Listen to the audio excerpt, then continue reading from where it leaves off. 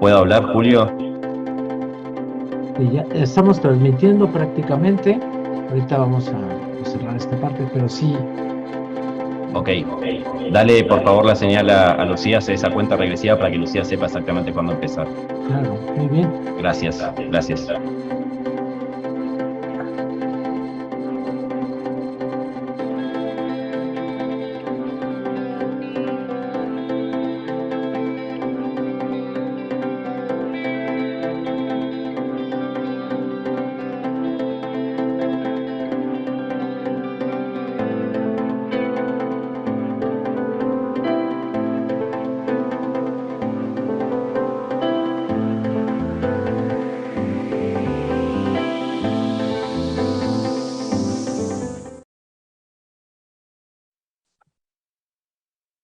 Adelante, por favor. Hola, buenas tardes. Les damos la bienvenida. Es un gusto encontrarnos nuevamente acá en el eje 2 del Laboratorio de Inteligencia Artificial en Educación Superior, organizado en forma conjunta por la Coordinación de Universidad Abierta, Innovación Educativa y Educación a Distancia de la UNAM, la Universidad Nacional Autónoma de México, y el Centro de Innovación en Tecnología y Pedagogía de la UBA, la Universidad de Buenos Aires. En el mes de septiembre comenzamos estos encuentros del laboratorio con el eje 1, miradas sobre la inteligencia artificial, representaciones colectivas, participamos de actividades interesantes y comenzamos estas reflexiones y estos debates de manera conjunta. En este eje 2, autorías invisibles, entre signos de interrogación, experimentación con inteligencia artificial, nos encontramos para compartir nuevas actividades y propuestas centradas fundamentalmente en la exploración y en la experimentación. Queremos contarles que a través de este encuentro de hoy, en distintos momentos de la transmisión se va a colocar sobre la pantalla un código QR para que puedan registrarse, ingresar sus datos, para luego obtener el certificado de participación en esta jornada. Y hoy vamos a comenzar con el panel Los desafíos de la interacción y el aprendizaje en el diseño de sistemas tecnológicos. Quien modera este panel es la especialista María Alejandra Batista, que forma parte del equipo del CITEP de la Universidad de Buenos Aires.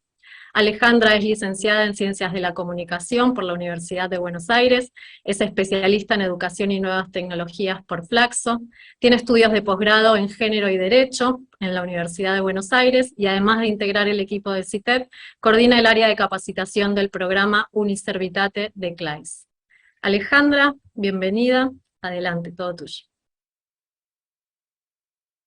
Muchas gracias, Lucía. Les damos la bienvenida a este panel dedicado a reflexionar sobre las autorías invisibles, autorías que integran o ensamblan inteligencias individuales, colectivas, de seres vivos y artefactos, autorías en redes sociotécnicas. Veremos de qué se trata este panel. Contamos con las presentaciones de dos especialistas. En primer lugar va a exponer Diana Pérez, es doctora en filosofía por la Universidad de Buenos Aires, es investigadora principal del CONICET, directora del Instituto de Investigaciones Filosóficas del Consejo Nacional de Investigaciones Científicas y Técnicas y la Sociedad Argentina de Análisis Filosófico, profesora del Departamento de Filosofía de la UBA, ha publicado numerosos libros y artículos en revistas especializadas sobre filosofía de la mente y ciencias cognitivas. La siguiente exposición va a estar a cargo de Jimena Olveres Montiel. Ella es doctora en Ciencia e Ingeniería de la Computación. Se desempeña como coordinadora académica del Centro de Estudios en Computación Avanzada, CECAB, de la Universidad Nacional Autónoma de México. Es profesora de esa misma universidad. Realiza proyectos de investigación básica y aplicada en las áreas de visión computacional, imágenes biomédicas, aprendizaje de máquina en imágenes y aprendizaje profundo. Cada una de ellas tendrá 15 minutos para exponer. Todas las personas que nos están acompañando a través de los canales de YouTube, del CUAIED y del CITEP pueden dejar sus preguntas y comentarios en el chat. Al finalizar las presentaciones, formularemos a las especialistas las preguntas que allí nos dejaron. Muchas gracias a todos por participar. Diana, la sala es tuya. Muchas gracias, Alejandra. Muchas gracias a todas y a todos por estar del otro lado de mi cámara. Voy a presentar algunas ideas relacionadas con los temas de esta mesa, que tiene que ver con las autorías invisibles que están detrás de estas tecnologías con inteligencia artificial, que están alrededor nuestro casi en todo momento, y aunque son imperceptibles a veces, y relacionar esto un poco con las interacciones entre seres humanos y con dispositivos tecnológicos, involucrados también con la inteligencia artificial. Así que mi presentación va a ser bastante, digamos, concisa, en el sentido de que tal vez esté mencionando demasiadas ideas juntas en este breve espacio de 15 minutos, pero estoy dispuesta a ampliar o a profundizar en algún aspecto que les parezca más tarde con las preguntas. La primera cosa que me parece importante destacar es que la idea, tal vez, que todos tenemos teóricamente en la vida cotidiana de autoría individual, ya parece haber quedado atrás en muchos ámbitos de nuestra vida. En particular, uno puede pensar a la empresa científica como una empresa que hace rato que ya sabemos que no depende del genio individual de nadie. Por más que hablemos de la física de Newton o de la teoría de la relatividad de Einstein, sabemos que hoy en día la empresa científica es una empresa colectiva donde hay muchos agentes involucrados, y la producción de conocimiento en realidad tiene una autoría múltiple, colectiva, que sigue ciertas reglas bastante específicas para validar su conocimiento. En el caso de la tecnología, también es cierto que hoy no podemos sino pensarla como una empresa colectiva. En el caso particular de la inteligencia artificial, que es el caso que nos reúne, hay una cantidad de agentes involucrados de bastante diferente origen e intereses y saberes, que voy a tratar de mencionar brevemente, y voy a hacer hincapié en algunos que tal vez estén más escondidos de estos autores invisibles. Obviamente todos sabemos que dentro de los diseñadores y diseñadoras de estos sistemas con inteligencia artificial hay personas, ingenieros, ingenieras, tanto en software como en hardware, que han estudiado cómo desarrollar estos algoritmos y sistemas y cómo implementarlos físicamente para que puedan realizar las tareas que nosotros queremos que realicen. También hay detrás de esto desarrollos teóricos en lógica o en matemática que han sido los posibilitadores a su vez del desarrollo de estos algoritmos que se aplican hoy en sistemas de inteligencia artificial. Hay, por supuesto, también para el desarrollo de estas tecnologías inversores, que pueden ser empresas, pueden ser personas particulares o puede ser incluso el Estado en muchos casos, que son los que en todo caso financian y fomentan la producción de estos desarrollos tecnológicos. Obviamente estos inversores están atentos a las demandas de la comunidad o incluso creando necesidades donde no las había en las comunidades humanas, de tal manera de que estos desarrollos tengan un impacto y sean adoptados por nuestras sociedades. También hay autores invisibles en el desarrollo de estos sistemas, estos algoritmos de inteligencia artificial, sobre todo los que tienen involucrados estos sistemas de machine learning o de aprendizaje automatizado, en los cuales se necesita una enorme cantidad de etiquetamiento de datos para el entrenamiento de estos sistemas, que son todas las personas que en algunos casos sabiéndolo y en otros casos sin saberlo, etiquetan información de tal manera que el sistema aprendan. Uno podría pensar en lo que seguramente a muchos nos ha ocurrido hace un tiempo cuando Facebook comenzó con el sistema de reconocimiento de imágenes y de rostros y nos pedían constantemente que etiquetemos a nosotros y a nuestros amigos y amigas, y lo que hicimos fue ayudar a desarrollar el algoritmo de reconocimiento de rostros que estaba diseñando en ese momento la empresa. Y como esto hay infinidad de ejemplos de personas que, sin saberlo o sabiéndolo, pero tal vez no teniendo la remuneración más adecuada, hacen este trabajo. Pero en realidad a mí lo que me interesaba era más bien tener en cuenta a los consumidores de estos desarrollos cuando se lanzan a nuestras sociedades, o sea, a los consumidores o usuarios, a nosotros y nosotras, las y los académicos, que de alguna manera reflexionamos sobre estos desarrollos, los miramos con un ojo crítico, los estudiamos como objeto de investigación en proyectos de investigación en nuestras universidades nacionales, como en la UBA o en la UNAM. Enseñamos y de alguna manera preparamos a los estudiantes y a las estudiantes sobre estos temas, y el rol que puede llegar a tener el Estado para regular algunos usos o algunos desarrollos o no, y dejar entonces librado solo al mercado la decisión de qué desarrollos proseguir y cuáles no. Me interesan en particular estos tres últimos elementos, que es la sociedad en su conjunto, nosotros con nuestro rol como académicos y como educadores, en el caso de los que somos docentes de universidades nacionales o docentes de todos los niveles educativos, y lo que podemos hacer también como ciudadanos para demandar a los estados que regulen ciertos usos y desarrollos, porque esto me permite, en todo caso, reflexionar acerca de algo que me parece importante, que es la educación del ciudadano digital y de la ciudadana digital, ¿no? Cómo hacer para que los usuarios de estos dispositivos sean responsables en su uso, cómo hacer para que los usuarias sepan cómo funcionan estos algoritmos, que dejen de ser magia y que entendamos algunas de las virtudes y algunos de los defectos que pueda llegar a tener usar estos algoritmos en diversos momentos y con distintas finalidades en nuestra vida cotidiana. Voy a mencionar dos temas que son los que más me preocupan. Hay muchos más, pero uno tiene que ver con obviamente el acceso al conocimiento y a la información.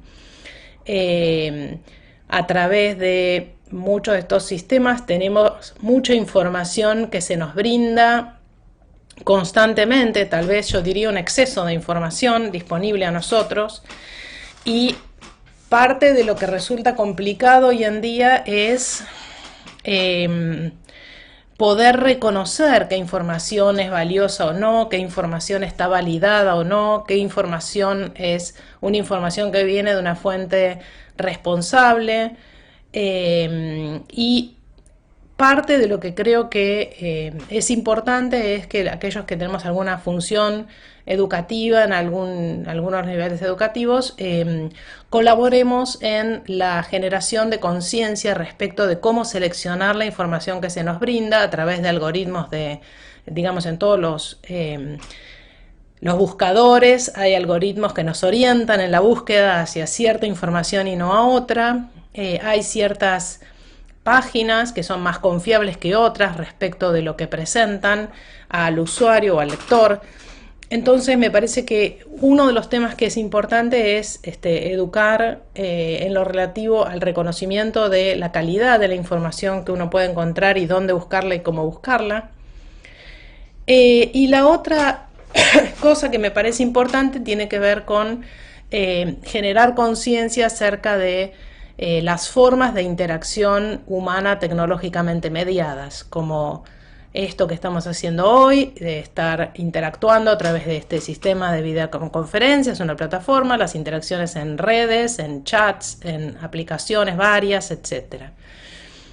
Me parece importante atender al tema de la interacción, porque la interacción mediada tecnológicamente tiene ciertas ventajas con respecto a la interacción cara a cara a la que estamos acostumbrados en los distintos medios laborales, afectivos, educativos, etc. Pero hay también desventajas y alertas o situaciones que uno tendría que atender. Obviamente con estos sistemas, todos estos que mencioné, uno puede ganar mayor exposición, mayor posibilidad de acceso a una mayor cantidad de gente, conexiones con quienes están lejos, por ejemplo, este encuentro entre la UNAM y la UBA, que es posible gracias a estas tecnologías que nos permiten estas mediaciones a la distancia, y obviamente esto además ahorra mucho tiempo. Desgraciadamente no viajé a México para hacer esto, cosa que me hubiera encantado. Pero esto también tiene ciertas dificultades. Hay ciertas dificultades que creo que todos conocemos, que tienen que ver con el hecho de que estos sistemas en general, muchas veces por el propio modelo que tienen de recomendaciones y de los algoritmos por los cuales nos muestran ciertas cosas y no otras, suelen amplificar los efectos, sobre todo esto hay que atenderlo en el caso de los efectos dañinos, con los casos de acoso o etcétera. Todos hemos escuchado hablar de estos temas. También esto puede potenciar de alguna manera la ansiedad, cosa que creo que también se ha visto con estas épocas de pandemia, el estar pendiente de la respuesta que podemos encontrar del otro lado. Otro tema que también todos tenemos bien presente, creo yo, es el de las identidades falsas, no solo porque puede haber personas de carne y hueso detrás de identidades que no son las que corresponden con su identidad real, sino porque además en algunos casos estamos dialogando no con otra persona a través de una mediación tecnológica, sino directamente con un desarrollo tecnológico mismo. Por ejemplo, en ciertos chatbots o a través de ciertos futuros desarrollos como el que nos promete el metaverso, etcétera, o en fin, en distintas páginas en las cuales ni siquiera sabemos si esa imagen que nos está respondiendo es la de un humano real o no, o es un ser ficticio creado por alguna inteligencia artificial. Y todo esto entonces nos hace generar cierta inquietud respecto de las formas de interacción y de la calidad y de la identidad de quien está del otro lado, si es que hay alguien.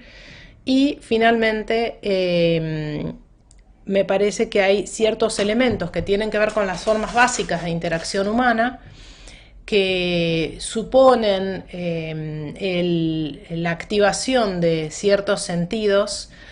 Sentidos me refiero a cosas como el olfato, el tacto, el poder mirarnos a los ojos. En este momento estamos viéndonos a través de esta videoconferencia, pero en realidad no estamos viéndonos a los ojos ni estamos interactuando de la forma en que estaríamos si estuviéramos cara a cara tomando un café o tomando un tequila.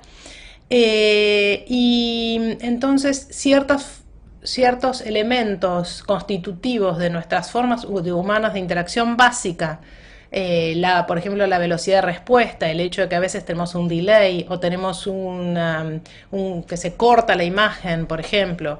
Bueno, todos esos elementos generan una incomodidad en las formas de interacción que hacen que estas formas de interacción no sean estrictamente las que serían si estuviéramos cara a cara. Esto puede no ser muy importante en ciertos contextos, pero creo que todos hemos tenido la experiencia de que esto puede también generar incomodidades que llevan incluso a alteraciones en nuestro humor, digamos, a hacer respuestas tal vez a veces más violentas, etcétera. Creo que para la educación, sobre todo para los más pequeños, esto no es bueno y es preferible la acción cara a cara. Pero bueno, en fin, eso es una opinión estrictamente personal. Así que bueno, hay todas estas cuestiones que se derivan y que deberíamos reflexionar, que surgen a partir de las formas de interacción que estas tecnologías nos ofrecen, las formas de interacción que todos los agentes involucrados en la generación de estas tecnologías deberían tener y que a veces están presentes y a veces no. Y como ya me estoy pasando de menos 15 minutos, no voy a decir mucho más, solo quería comentarles que el otro tema que me parece interesante no es solo el de las autorías invisibles por ser múltiples, como en el caso de la producción de tecnología que estaba mencionando al principio, sino el otro tema que me parece interesante con respecto a las autorías invisibles, pero que lo dejo para las preguntas si a alguien le interesa, es el tema de los autores, digamos así, que no están, que no, aquellos lugares en donde esperaríamos autores y no hay autores, que es en el caso del arte digital, ¿sí? De la producción de obras musicales producidas por inteligencias artificiales y no por compositores de carne y hueso, o obras, libros, poemas o cuadros producidos por inteligencia artificial que no tienen un artista detrás, y cuáles son los desafíos, las preguntas que nos genera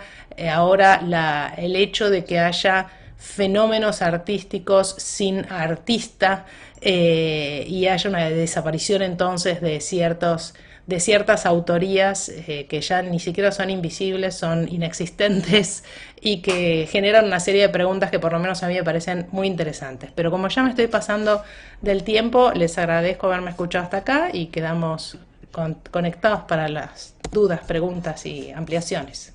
Gracias. Muchas gracias, doctora Diana Pérez. Vamos a darle la palabra a la doctora Jimena Olveres Montiel. Adelante, por favor. Gracias, Alejandra. Y bueno, pues yo voy a partir del otro lado. No, yo voy a partir de la necesidad precisamente de estas ayudas tecnológicas, ¿no? Y voy a comenzar platicando un poquito de lo que de lo que desarrollamos acá en la UNAM. Yo pertenezco al Laboratorio Avanzado de Procesamiento de Imágenes, y mucho de lo que hacemos está enfocado al área de medicina, donde todos sabemos que entre una de sus tareas principales, no es la única, es resolver y apoyar a la sociedad en que pues se resuelvan estos problemas de enfermedades que nos afectan, ¿no? Tales tan fuertes como ha sido también el COVID, ¿no? Que también ha traído sus ventajas, pero pues una de esas cosas, para esto se van a ayudar los médicos, se ayudan mucho de los signos, de los síntomas que presentan los pacientes, se empiezan a detectarlo, y a partir de ahí generalmente mandarán una serie de pruebas de laboratorio, electrocardiogramas, por ejemplo, decirlo así, y mucho de lo que se hace es hacer pruebas de imágenes, ¿no? De las imágenes médicas. Entonces eso es algo que tiene muchísimo que ver con el área de visión computacional, ¿no? Y se ha desarrollado mucho también para el área de inteligencia artificial. Entonces, pues yo voy a platicarles precisamente la necesidad de esto. Resulta que muchos médicos, pues son del sector salud, la mayoría vivimos en un país subdesarrollado, entonces pues no alcanzamos a poder pagar una clínica privada, y mucho menos un tratamiento, ¿no?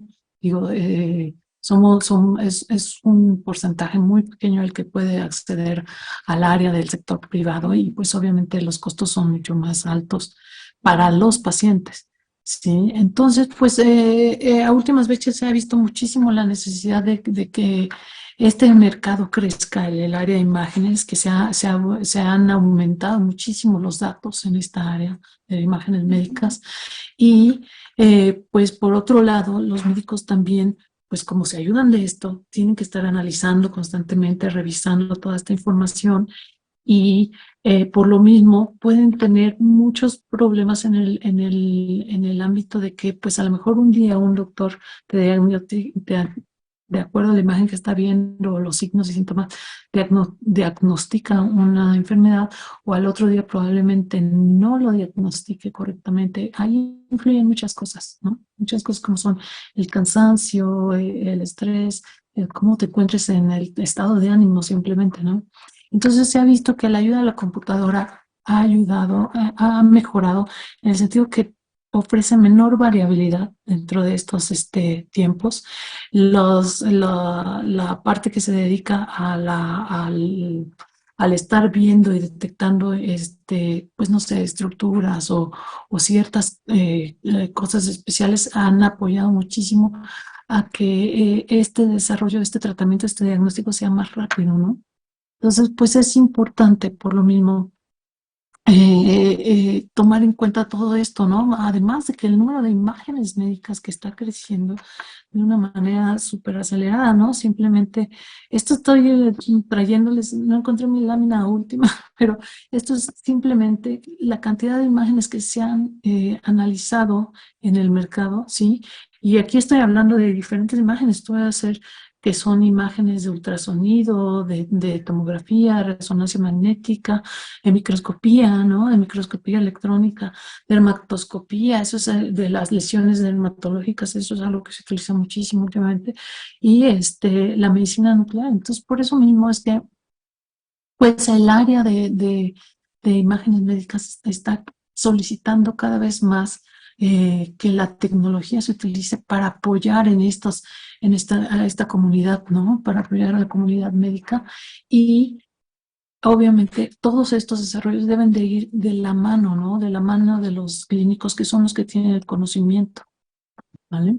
Y pues hay muchas tareas, ¿no? Hay muchas tareas del área de inteligencia artificial que se pueden realizar, muchísimas, ¿no? Detección de las imágenes, de las lesiones, de los órganos, las estructuras, todo lo que hace un doctor y que puede llegar a tardar bastante tiempo en su quehacer diario y que le puede quitar también tiempo de estar con el paciente, ¿no? Tiempo de estar con él.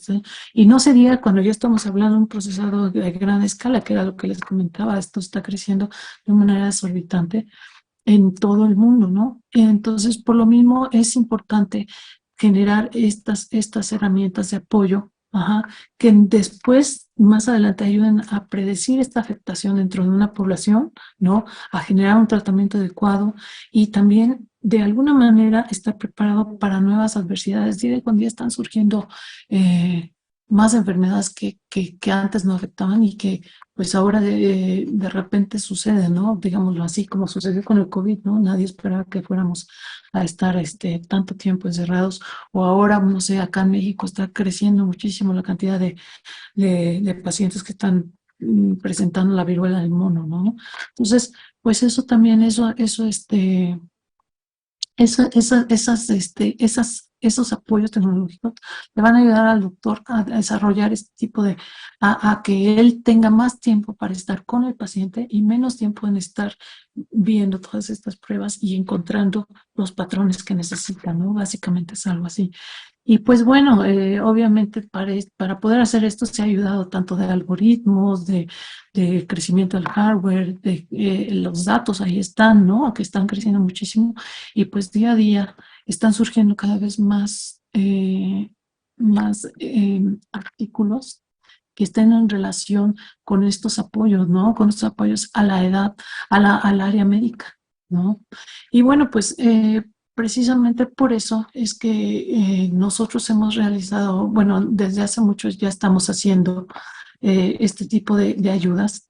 Primero fue en el área de visión computacional, pero pues también ya obviamente está súper relacionado con el área de inteligencia artificial, toda la parte de deep learning, de aprendizaje de máquina, de cómo generar apoyos para los médicos, pues ya es algo que desde cuando tenemos aquí en este laboratorio, ¿no? Yo hablaré específicamente de nuestro caso, donde, por ejemplo, se han hecho estudios, ¿no? De apoyo a enfermedades del corazón, en las cuales, pues, es más que conocido que la causa de muerte es número uno, ¿no? Que se encuentra, pero pues obviamente no es lo mismo ver esta imagen que teníamos de nuestras clases de anatomía a ver una imagen, por ejemplo, aquí de ecocardiografía, ¿no? De ultrasonido. Estas imágenes, por ejemplo, pues son ruidosas, en este caso es de tomografía, pero hay diferentes tipos de imágenes y siempre lo que quieres tú es llegar a obtener un modelo que le sirva al paciente, ¿no? Donde se pueda a lo mejor simular cuánto es el volumen cardíaco por el que está pasando cuando se mueve el corazón, ¿no? En cuánto tiempo. Y pues todo esto tiene que estar apoyado, ¿no? Por los médicos. Pero sin embargo, así como hay especializaciones en cada médico, hay especializaciones en el área de radiología para tomografía, para resonancia magnética, para ultrasonido, pues igual también los algoritmos son de ese tipo. ¿no? Hay que estarlos especializando. Y pues no es lo mismo, ¿no? Pero sin embargo, se quiere llegar a obtener algo así como un análisis de estas imágenes, tanto en movimiento como en encontrar las estructuras que me están importando. Entonces, pues todo esto apoya, ¿no? También para obtener nuevos parámetros clínicos a los médicos y estos modelos que no son posibles verlos desde fuera del paciente, ¿no? Como son las medidas volumétricas, segmentar, por ejemplo, aquí es un ventrículo izquierdo, ¿no? Y esto no se diga cuando ya se está haciendo un apoyo en 3D, ¿no? Tridimensional, donde se ven aquí los vectores de movimiento y está la segmentación de la pared del endocardio de este ventrículo del corazón. Ahora no es la única, no es de las 4 cavidades, esta es una de las más importantes, sin embargo no es la única. ¿Y qué tal si también estamos ya metiéndonos en la parte de ultrasonidos fetales, ¿no? Donde no es tan fácil radiar a una embarazada. Aquí lo que quiero decir es que todos tienen sus detalles, ¿no? Todos estos estudios tienen un detalle para ir tomando en cuenta, ¿no? Aquí el único estudio, por ejemplo, de estas embarazadas es el ultrasonido permitido actualmente y pues ya meter algo más complicado pues implica a lo mejor ciertos riesgos para los pacientes. No, obviamente para todo esto pues sí nos hemos ayudado, ¿no? De la parte de inteligencia artificial, precisamente. Y también estamos ayudando a colaborar y generar nuevos modelos, ¿no? Es importante que sean más rápidos también. Ese es lo que comentaba la doctora Diana, que hay muchas cosas detrás, ¿no? Muchas cosas como son etiquetar las imágenes, etiquetar los datos, todo eso influye y es importante tratar de hacerlo lo más rápido posible también, ¿no? Para ellos, para los mercados. Aquí les voy a platicar un poquito de un estudio en el que conjuntamos todo eso, se llama SIXCARDIO, y en este estudio lo que se hizo fue trabajar con los médicos, ¿no? No queremos sustituirlos, aclaro eso, no los vamos a sustituir. Lo único que queremos nosotros es utilizar esta tecnología para su apoyo, ¿no? Y entonces ellos precisamente se dedican a las enfermedades cardiovasculares, donde una de esas es la hipertensión pulmonar, la cual es un síndrome clínico, ajá, que tiene un gran daño y tiene una alta morbimortalidad. Entonces, lo que hace es que va obstruyendo, ¿sí? La resistencia vascular de alrededor del corazón. Entonces, lo que queremos ahí es detectarlo de manera que no tengamos que hacerlo con la manera común, que es utilizar un catéter, ¿no? Entonces, para eso se quiere utilizar, lo cual es obviamente es riesgoso. Entonces, lo que se intentó con este proyecto es generarlo a través de imágenes ecocardiográficas, ¿no? De ultrasonido.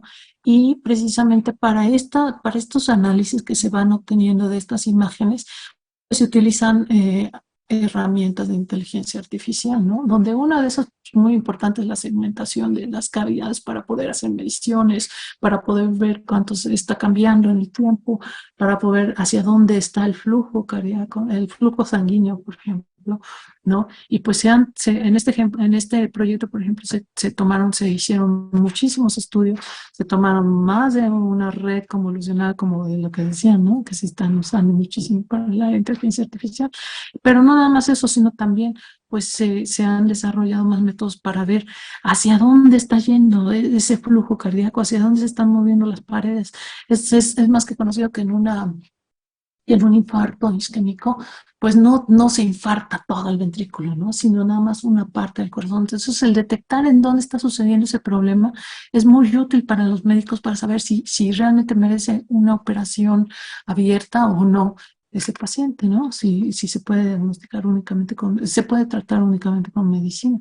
Entonces, todos estos estudios que se generaron dentro de nuestro sistema, pues son para apoyo de la sociedad, ¿no? En estos hospitales donde se necesita tanto un un especialista, pues no siempre, o sea, pensemos una clínica aislada o que no está dentro de, a lo mejor dentro de las grandes urbes o las ciudades, pues estos estudios se pueden subir y se pueden utilizar este sistema y de ahí tal vez ya al final llegar a decir, bueno, ojo, aquí es importante que se pueda diagnosticar, ¿no? Que se tome en cuenta si se necesita un especialista con mayor rango o simplemente un médico del día a día puede apoyar a esto. Entonces, pues eso es lo que hace este sistema. Ahora, no nada más hemos hecho eso, sino también hemos apoyado al sistema de COVID, ¿no? Quiero platicar esto rapidísimo y todavía me da tiempo, y donde se generaron muchas redes convolucionales y se intentó encontrar si a partir de estas imágenes, si era COVID, si no era, si era un caso de neumonía, por ejemplo, o si era otra afectación la que se tenía. Entonces, para eso ayuda precisamente esta área de inteligencia artificial. No es sustituir a la persona, sino el apoyar a las tareas médicas. Y pues obviamente no nada más sucede en el área de imágenes médicas, sino que hay muchos tipos de imágenes con las que también hemos trabajado que pueden apoyar, ajá, en que la tecnología puede apoyar este trabajo, ¿no? Y pues esto es todo. Nada más quería decirles casi que esto no es trabajo de una persona, ¿no? Obviamente siempre están involucrados muchas personas, muchas otras universidades y los mismos alumnos, los mismos estudiantes universitarios que nos apoyan dentro de nuestro trabajo, ¿no? Gracias. Muchas gracias, doctora Jimena Olveres Montiel. Justamente en la última parte de su intervención, me respondió la pregunta que le iba a hacer, que tenía que ver con quiénes eran los autores de estos desarrollos, ¿no? La doctora Diana Pérez habló de quiénes son o quiénes pueden ser los distintos actores que participan como autores de estos desarrollos. Están los especialistas, tanto en el área disciplinar como los especialistas en el área de computación y desarrollo de programación. Están los inversores, está el Estado, están incluso los estudiantes también. Entonces, tal vez la pregunta vinculada para poder complementar esta información ¿es posible involucrar a los estudiantes en la medida en que están siendo desarrollados estos sistemas? ¿Hay alguna manera de complementar lo que sería investigación y desarrollo que pueda estar haciendo un laboratorio con la docencia, con las clases que se dictan en la universidad? ¿Los estudiantes podrían participar como autores? Digamos, puede ser una linda idea, pero tal vez tiene dificultades operativas. ¿Qué opina sobre eso? De hecho, la mayoría de los que participamos en este laboratorio, pues hemos sido alumnos de la misma universidad, ¿no? O en alguna otra universidad, no necesariamente aquí, pero realmente son ganas de trabajar, yo pienso, ¿no? Obviamente nosotros lo que hacemos mucho es del área de computación y de visión, entonces las clases que impartimos van encaminadas a esa área, pero en nuestro laboratorio ha habido gente de servicio social, gente que viene de otras universidades, los mismos alumnos de posgrado, de licenciatura, de doctorado, ¿no? Y yo creo que la característica principal de todos ellos son las ganas de trabajar y de aprender, ¿no? Eso es algo que yo les admiro mucho siempre a los alumnos y a los participantes, que siempre están dispuestos a dar algo más y a colaborar entre sí. Eso es muy importante. Muy bien, aquí están llegando las preguntas que llegan desde los canales de YouTube, del CUAIED y del CITEP. Vamos a pasar a una pregunta para Diana Pérez. La verdad es que quedaron quienes están detrás de esta transmisión muy interesados sobre eso, ese tema que abriste en la última parte de tu intervención acerca del arte digital, y el arte con inteligencia artificial, si hay arte sin autores, si hay arte sin artistas. Acá nos piden fervientemente que puedas extenderte un poquito en esas ideas. Bien.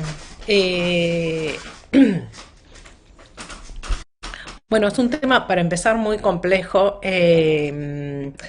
Hay desarrollos que involucran sistemas de inteligencia artificial, de machine learning, que permiten generar obras de lo que, digamos, podríamos llamar obras de arte, partituras, o sea, composiciones. Hay autores de literatura, de poesía, de incluso obras narrativas que hacen uso de inteligencia artificial para generar obras, incluso para generar obras que se bajan de la web y cada quien lee su propia obra, porque no hay dos iguales, cada una es una generación única, ¿no? Eso ya genera un problema de unicidad respecto de si es la misma obra o no es la misma obra. Está generada por el mismo sistema, pero cada cual lee una obra distinta, por ejemplo. Así que ahí no es solo el problema de él o la autora, sino el problema de cuál es la identidad de esa obra literaria. Y lo mismo hay cuadros, ¿no? Hay sistemas en los cuales uno puede decir, no sé, quiero un cuadro de un unicornio volando cerca de la luna y aparece. Una imagen producida artificialmente con ese contenido, lo cual parece bastante sorprendente y seguramente hemos visto también por ejemplo, cuadros al estilo Van Gogh, hechos por inteligencia artificial, donde hay un cuadro que nunca hizo Van Gogh, pero que parece un Van Gogh, ¿no? Que eso genera también otro problema, que es el del estilo, ¿no? De un autor o autora, artista, en este caso pintor, que bueno, obviamente identifica a un autor o artista de carne y hueso, cosa que puede replicar la inteligencia artificial. La pregunta sería si a través de la inteligencia artificial se podría generar, por ejemplo, el estilo de un artista que no existe, y cosas por el estilo. Digamos, con respecto a la autoría en particular,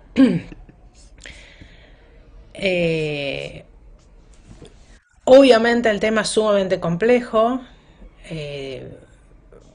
Hay una cuestión legal detrás de la cuestión de la autoría también, ¿no? Porque en general también en el caso de las obras de arte, él o la autora es el dueño y por lo tanto el que decide la comercialización de esa obra. Ahí hay un problema que ya excede la cuestión filosófica y que toca la cuestión legal, que en todo caso, por eso yo decía, los estados también con las posibilidades de generar nuevas normativas ante los desarrollos o no generarlas y dejar todo librado más o menos a lo que ocurra, también son parte importante en estas cuestiones.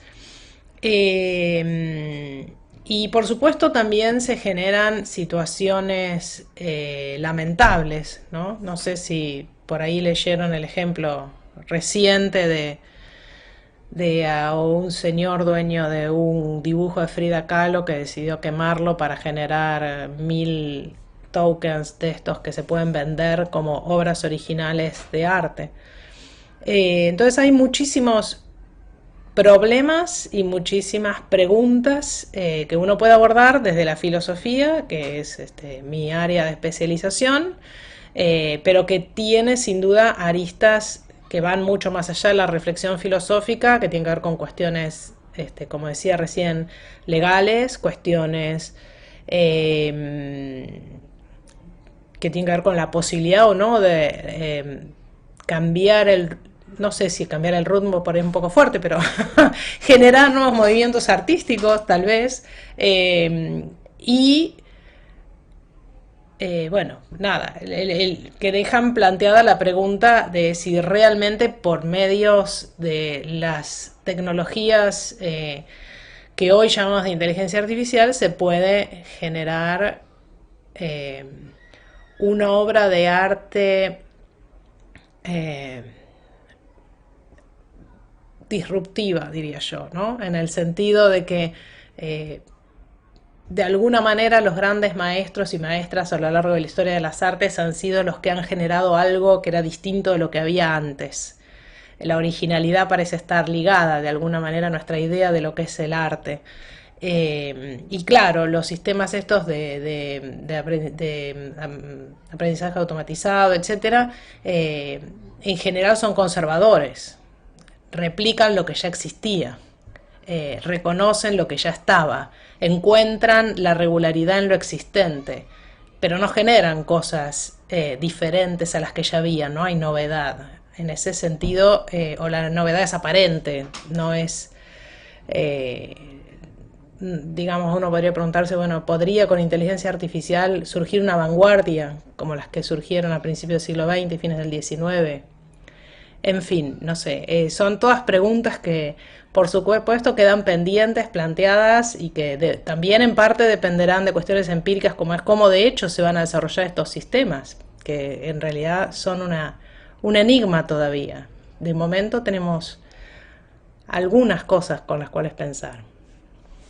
Muchas gracias. Acá también había una pregunta vinculada con eso en el canal del CUAIED acerca de, bueno, ¿quiénes son los autores de esas imágenes que se generan a partir de textos, ¿no? Y algo de esto ya estuviste adelantando como respuesta, ¿no? El que pone las palabras, el desarrollador de los algoritmos, los usuarios que antes etiquetaron las imágenes, ¿no? Desde el punto de vista del proceso creativo, un poco todos ellos. Desde el punto de vista legal es el problema más complejo, porque ese sí que no está nada claro. Exactamente.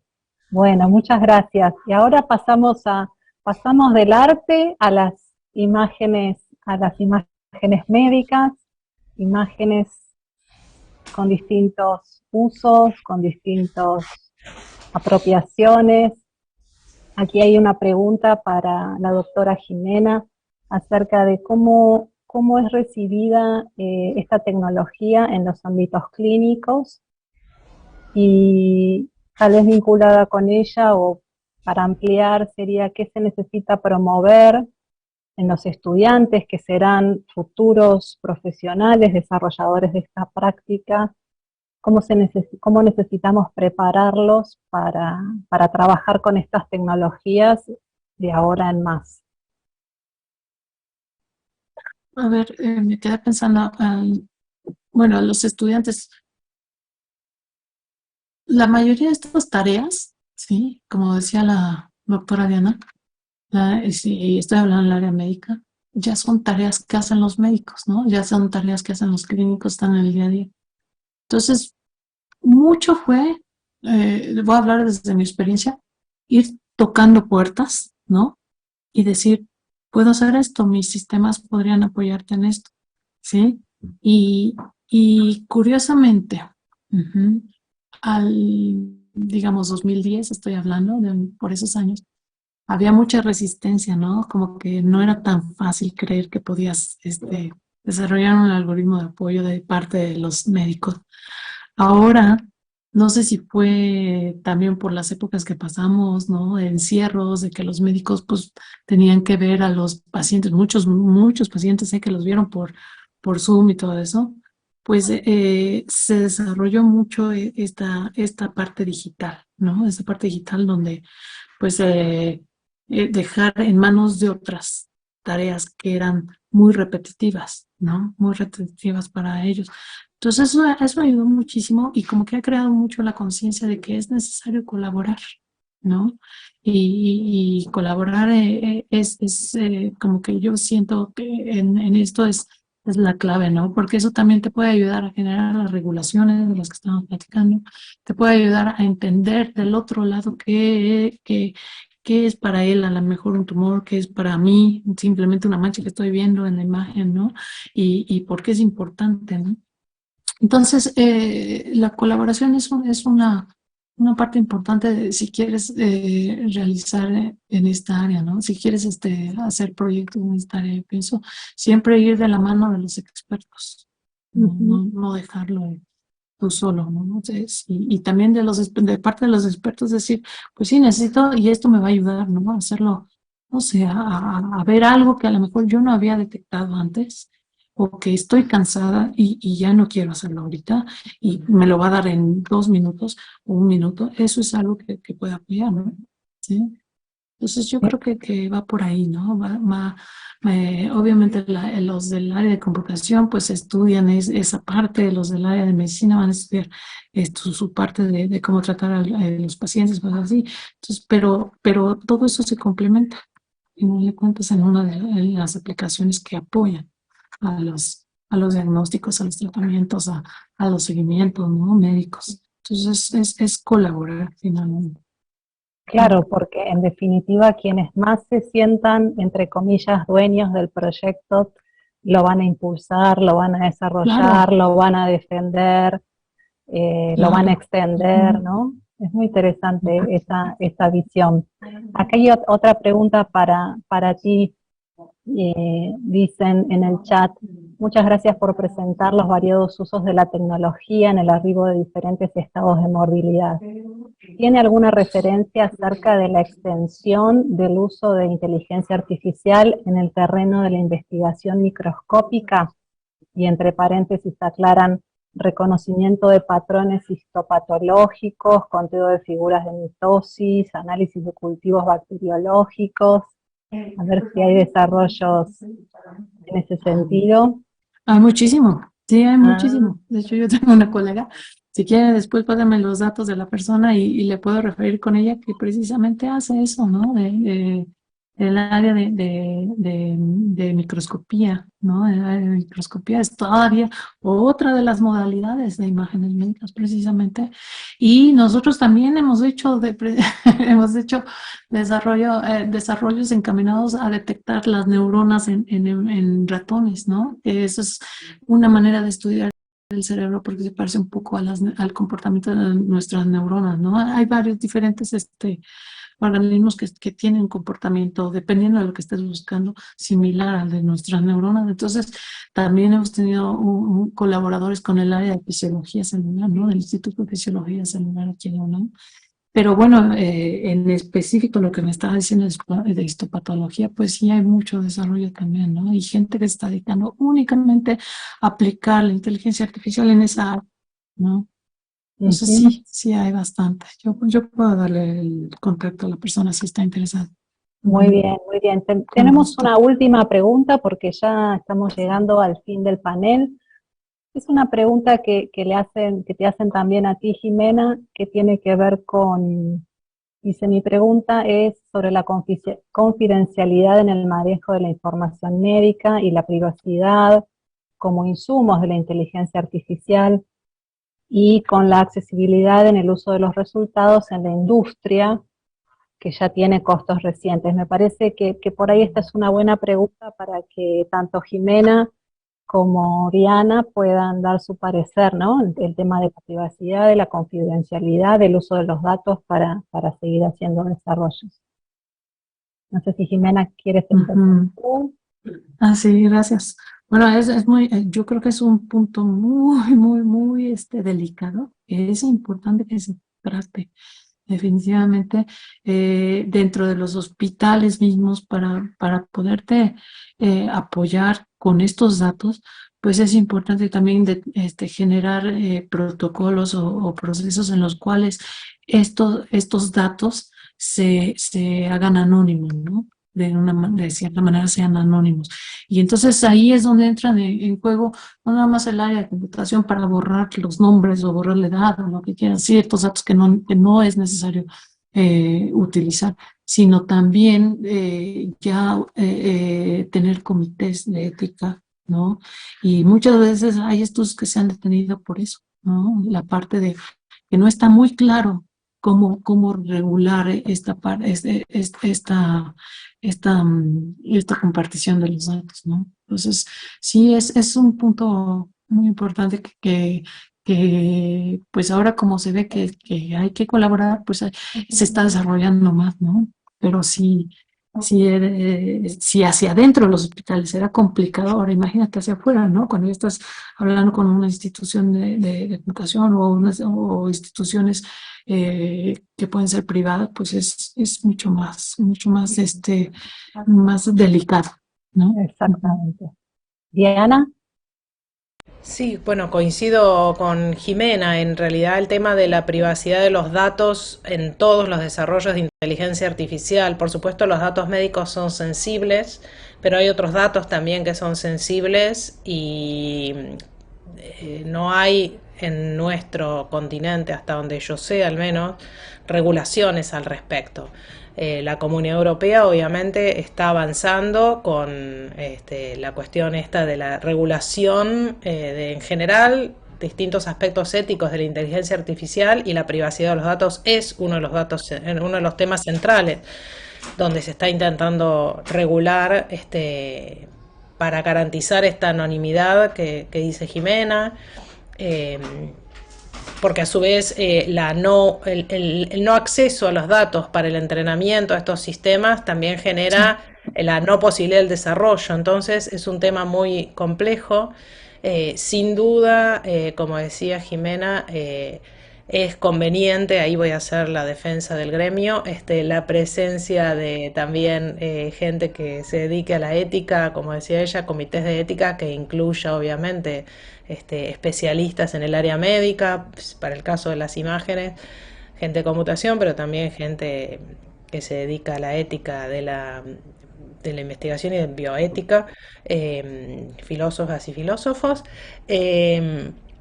Pero bueno, el tema de la privacidad de los datos es un tema, yo creo, sensible y de los que realmente requiere de una reflexión profunda y de un trabajo en esto que yo mencionaba de las responsabilidades que tenemos como ciudadanos de presionar o buscar regulaciones que en algún sentido protejan esta privacidad, sí, sin duda.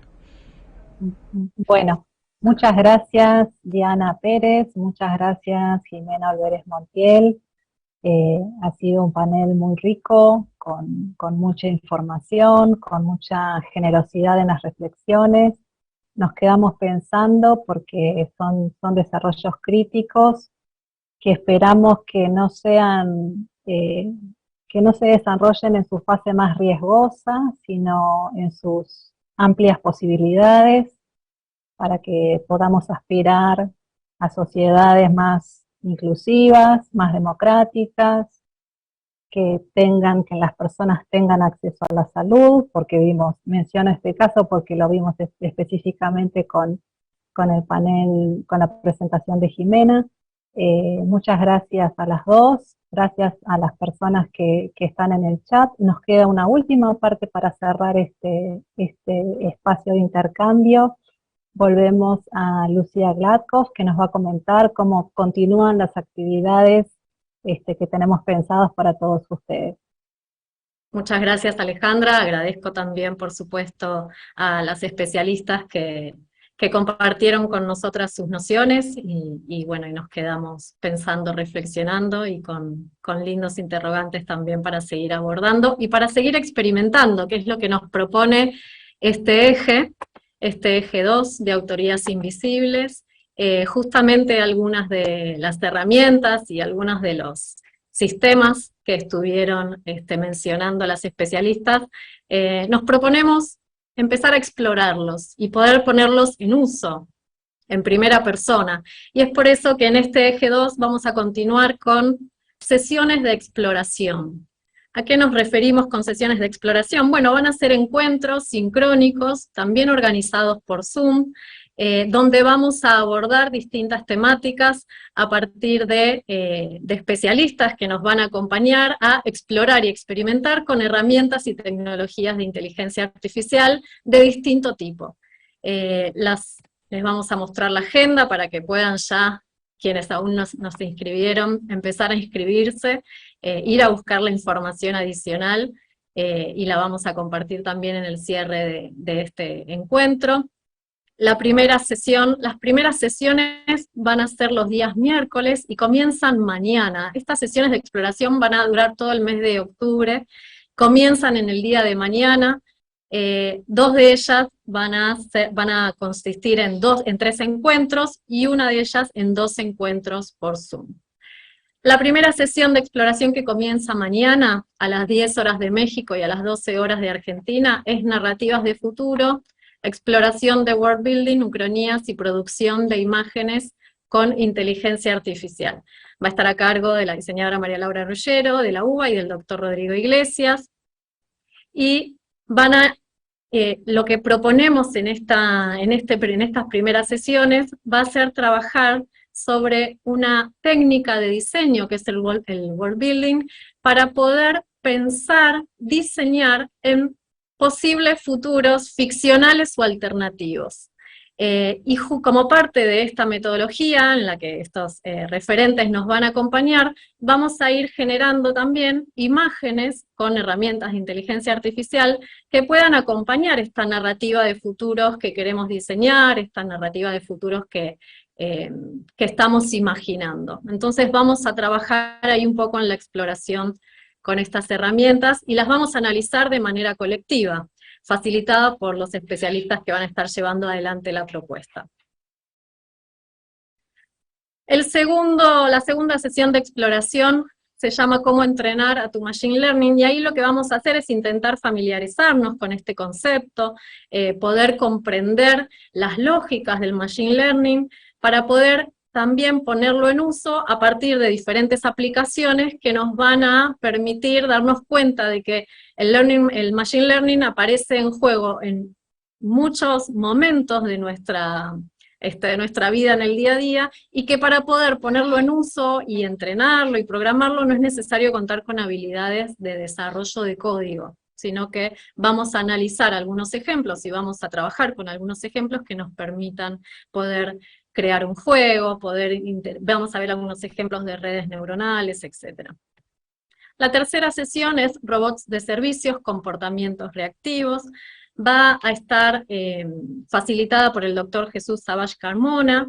Se va a llevar adelante los martes 18 y 25 de octubre a las 11 horas de México y a las 13 horas de Argentina, y va a consistir en 2 encuentros sincrónicos por Zoom, en los que vamos a ver también algunos ejemplos y comprender el comportamiento de los robots de servicio y poder interactuar también con ellos como para conocer distintos usos posibles y distintos servicios posibles de estos robots que se encuentran desarrollando, y el doctor Jesús Savage Carmona va a estar presentando. Así que en este momento en el chat se debe estar compartiendo el enlace para que puedan realizar la inscripción. Apurarse si aún no se escribieron, porque 2 de ellos comienzan mañana, el primero a las 10 horas de Argentina, 10 horas de México, perdón, 12 horas de Argentina, el segundo comienza a las 13 horas de México y a las 15 de Argentina, a ver si no me estoy equivocando, discúlpenme, a las 15 de México y 17 de Argentina, perdón, sí. Comienza el segundo mañana, así que bueno, en este momento en el chat deben tener el enlace para poder realizar la inscripción.